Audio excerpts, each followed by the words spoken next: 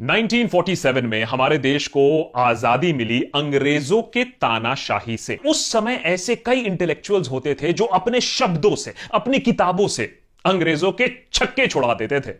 अंग्रेजों के लिए ऐसे इंटेलेक्चुअल अर्बन नक्सल से कम नहीं थे, और ऐसे ही एक अर्बन नक्सल के क्लब के मेंबर थे रविंद्रनाथ टैगोर। 1908 में उन्होंने अपने दोस्त एएम बोस को लेटर लिखते हुए यह कहा कि वो कभी भी पेट्रियटिज्म या देशभक्ति को ह्यूमैनिटी से ऊपर नहीं आने देंगे।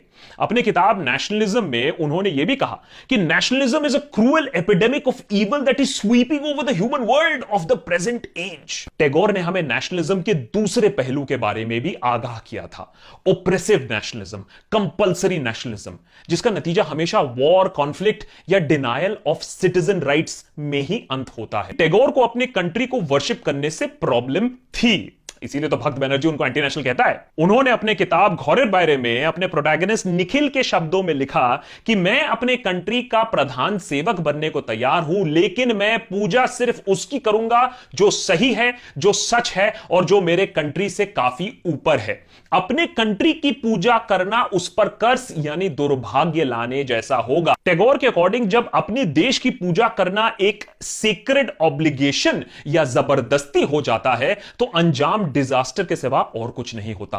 सिर्फ अंग्रेजों से ही नहीं बल्कि father of India Mahatma Gandhi से भी काफी सवाल जवाब करते रहते थे, पीछे नहीं हटते थे टैगोर। और गांधी भी इसे अपना अनादर नहीं समझते थे बल्कि प्रोडक्टिव डिबेट मानते थे। Where the mind is without fear and the head is held high। Tagore के ये शब्द आज भी हमारे कानों में गूंजते हैं। वो अक्सर फ्रीडम ऑफ द माइंड की बात करते थे, जहां हर इंसान सब जान समझकर अपनी खुद की सोच बना सके, फेक न्यूज या प्रोपेगेंडा में बहकर नहीं। फैक्ट्स और ट्रुथ के दम पर अपनी आइडियोलॉजी को एक्सप्रेस करना ही असली फ्रीडम, असली आजादी है अकॉर्डिंग टू टैगोर। रविंद्रनाथ टैगोर ने नेशनल हिस्ट्री को रिजेक्ट करते हुए कहा कि देश की हिस्ट्री जैसा कुछ होता ही नहीं है, और बल्कि हमें world history, history of man वो पढ़ना चाहिए जहां बच्चे ह्यूमैनिटी के ओरिजिन के बारे में पढ़े, ना कि किस राजा ने किस देश पर अटैक किया और सिंहासन पे वो कब बैठा। उनके अकॉर्डिंग इंडिया में जो हिस्ट्री के बारे में पढ़ाया जाता है वो अंग्रेजों की बताई गई हिस्ट्री है, ना कि इंडिया की असली हेरिटेज। हमें तो इंडिया के बारे में पढ़ना चाहिए, आइडिया ऑफ इंडिया के बारे में पढ़ना चाहिए। ऐसे लोगों का मानना है कि हमारे जो हजारों साल पुरानी सोशल स्ट्रक्चर्स, नॉर्म्स बनाए गए थे वो आज भी परफेक्ट हैं। इसीलिए आज हम अपनी सारी गलतियां और नाकामियों का इल्जाम हिस्ट्री पर लगा देते हैं। आसान भाषा में कहें तो मतलब आज जो गलत कर रहे हैं वो हम पुराने राजा, पुराने लीडर्स की गलती मान लेते हैं। अरे यार एडिटर क्या कर रहे हो यार, मैंने बोला था नेहरू की फोटो लगाने के लिए, हटाओ इसको। हाँ, अंग्रेजों के लिए सूडो इंटेलेक्चुअल होने के साथ साथ टैगोर अवार्ड वापसी गैंग के मेंबर भी थे। अरे भाई उस समय खान मार्केट नहीं था, नहीं तो उसके मेंबर भी हो जाते। जलियनवाला बाग मैसेकर के बाद टैगोर ने अंग्रेजों द्वारा दिए गए अपने नाइटहुड सम्मान को वापस लौटाते हुए कहा कि ये उन लाखों लोगों के प्रोटेस्ट को आवाज देगा जो ब्रिटिश सरकार के खिलाफ अपनी आवाज उठाने की कोशिश कर रहे थे।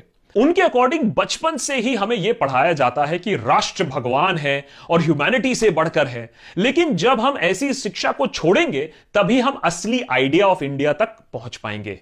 उन्होंने अपने ऐसे विरोधियों प्रतिकार में यह भी लिखा कि यदि कोई भी धर्म हमें दूसरे धर्म से नफरत कराना सिखाता है तो ऐसा धर्म स्वराज कभी नहीं होने देगा।